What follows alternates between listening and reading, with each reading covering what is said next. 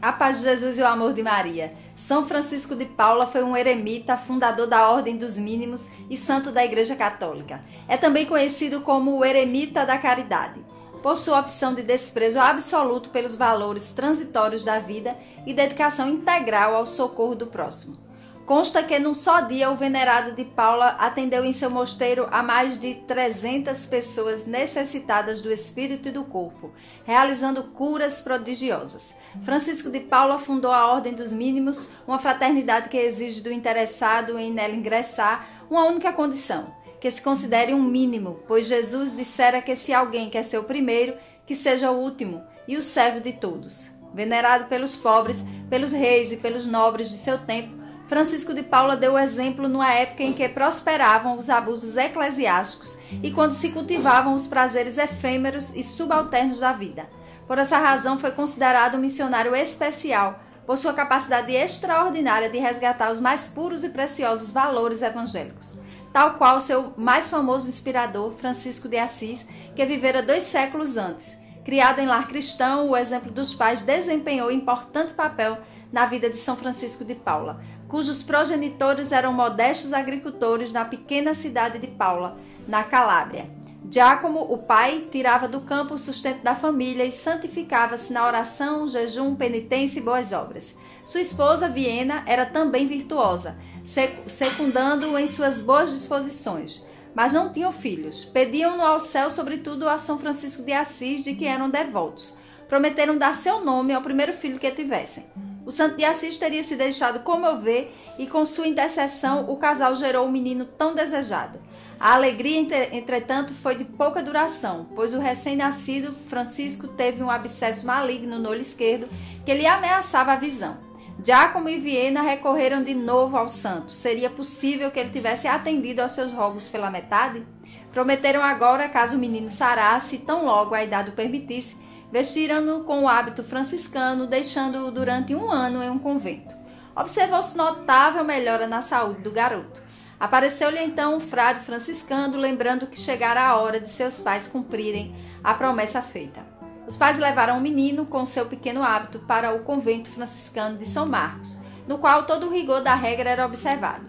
Francisco, embora não fosse obrigado a isso, começou a observar a regra com tanta exatidão que se tornou modelo até para os frades mais experimentados nas práticas religiosas. Alguns milagres marcaram a vida do frade menino no convento.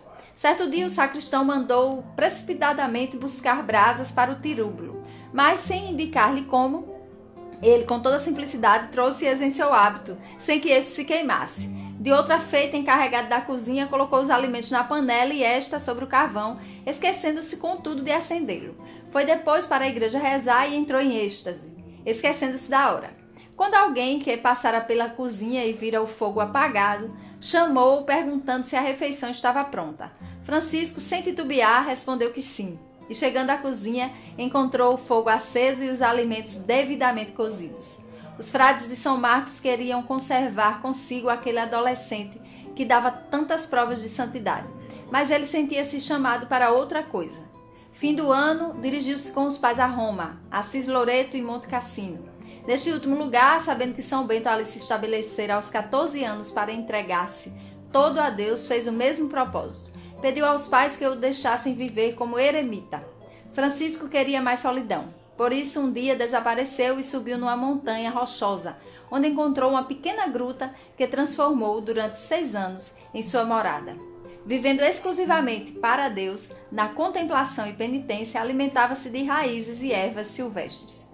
Segundo a tradição de sua ordem, recebeu ali o hábito monástico das mãos de um anjo. Surgindo os jovens discípulos, esse eremita de 19 anos obteve do bispo local licença para construir um mosteiro no alto de um monte próximo a Paula. Esse foi a origem da Ordem dos Mínimos, fundada pelo santo em 1435.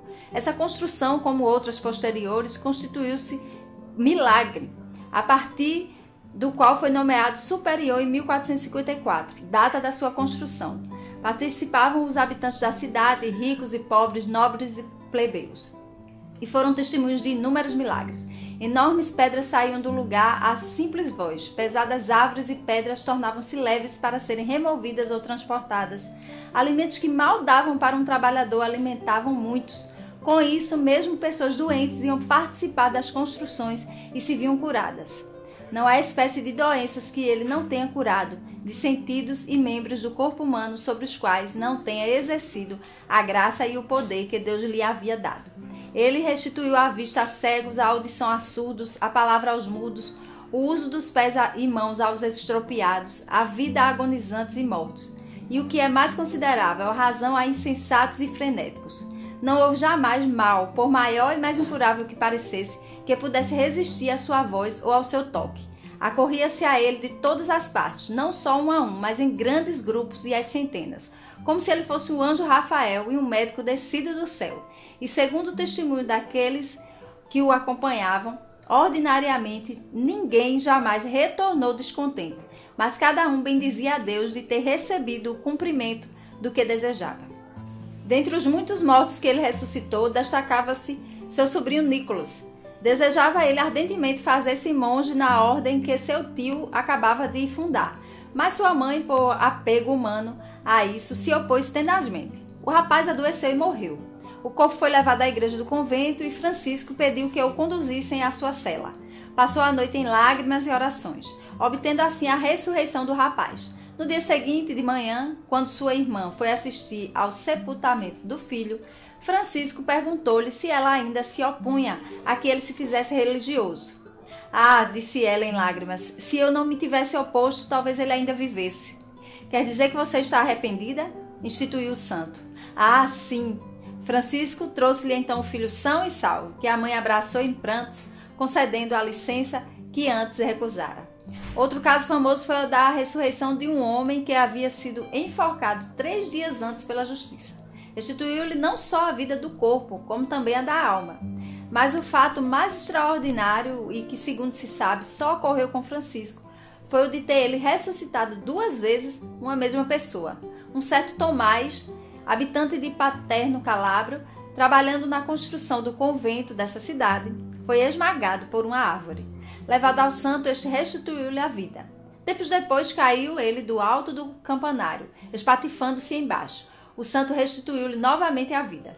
Foi durante esse tempo que lhe apareceu o arcanjo São Miguel, seu protetor e da nascente ordem, trazendo-lhe uma espécie de ostensório, em que aparecia o sol num fundo azul e a palavra caridade, que o arcanjo recomendou que o santo tomasse como emblema de sua ordem. Francisco passava as noites em prece, mal dormindo sobre umas pranchas. Observava uma quaresma perpétua, às vezes comendo a cada 8 dias, tendo mesmo passado uma quaresma toda sem alimento. A imitação do Nosso Senhor. Seu hábito era de um tecido grosseiro que ele portava de dia e de noite, mas que nem por isso deixava de exalar agradável odor. Seu rosto sempre tranquilo e ameno. Parecia não se ressentir das austeridades que praticava, nem dos efeitos da idade, pois era cheio, sereno e rosado. O coroamento de todas as suas virtudes consistia numa admirável simplicidade. Ele era bom, franco, cândido, serviçal, sempre disposto a fazer o bem a qualquer um. Foi esse espírito que ele comunicou a seus filhos espirituais. Ele era dotado do dom da profecia. Segundo um de seus biógrafos, dele se pode dizer, como do profeta Samuel, que nenhuma de suas predições deixou de se cumprir. Assim profetizou que os turcos invadiriam a Itália, como já havia predito que tomariam Constantinopla. Os demônios não podiam resistir-lhe e foram inúmeros os casos de possessos que ele livrou do jugo diabólico. Embora analfabeto, pregava com tanta sabedoria que pasmava a quem o ouvia. E como tinha um grau heróico, a virtude da sabedoria e as virtudes cardeais, prudência, justiça, temperança e fortaleza, brilhavam, elas em seu modo de ser e agir, como também em suas palavras. Por isso, sem o menor constrangimento, podia conversar e dar conselhos a papas, reis e grandes deste mundo. A fama de suas virtudes chegara até a França, onde o rei Luís XI fora atacado por doença mortal. Por isso pediu ao santo que o fosse curar, mas foi só com a ordem formal do Papa que Francisco partiu para aquele país. Isso seria providencial para a expansão de sua ordem, não só na França, mas também em outros países da Europa, como a Alemanha e Espanha. São Francisco de Paula, assim que esteve com o rei, discerniu que a vontade de Deus não era de curá-lo, mas levá-lo desta vida. E o disse claramente ao soberano, preparando-o para a morte.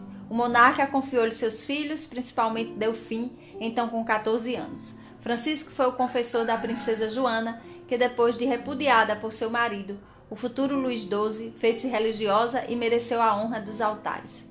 São Francisco, entre outros grandes carismas, era dotado de uma graça especial para obter de Deus o favor da maternidade para as mulheres estéreis.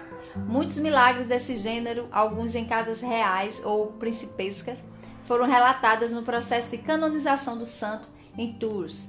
Suas devoções particulares consistiam em cultuar o mistério da Santíssima Trindade, da Anunciação da Virgem, da Paixão do Nosso Senhor, bem como os santíssimos nomes de Jesus e de Maria.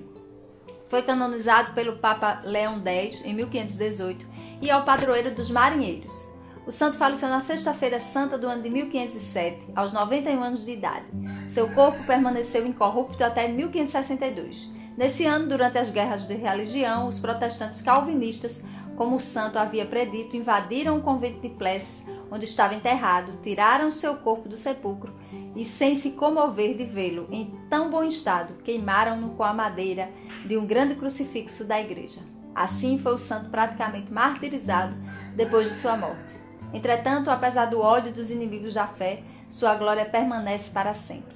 São Francisco de Paula, rogai por nós. Não deixa de compartilhar esse vídeo com as pessoas que você ama. E se você conhece médicos, enfermeiros, pessoas que precisam todo momento se apegar a Deus para curar os seus doentes, indique esse vídeo, indique esse santo intercessor para que possa interceder por seus doentes, já que ele foi canal de tantas curas para tantos doentes. E você que está me escutando, se está doente fisicamente ou espiritualmente, peça a intercessão de São Francisco de Paula e com certeza ele vai lhe dar um novo revigor de vida. Ele vai interceder e o Senhor vai preparar a tua cura e a tua salvação. Agora reza comigo essa oração. Que o teu amor vence em mim, Senhor, eu que nada sou, nada tenho, mas quero tudo em ti e contigo. E até sábado, se Papai do Céu nos permitir.